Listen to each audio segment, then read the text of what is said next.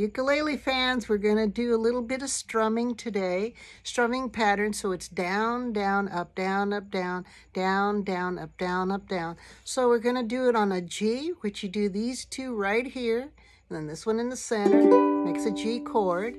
Then we're going to take it and do a C chord, and back to a G chord, and then a D7, which is these two right here on the second fret, back to the G, which is right here on the 2 and the 3, and then C chord again on the third, back to G, and D, and back to G.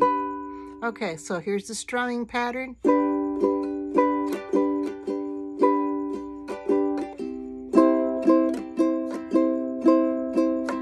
Back to your G, to D7, G,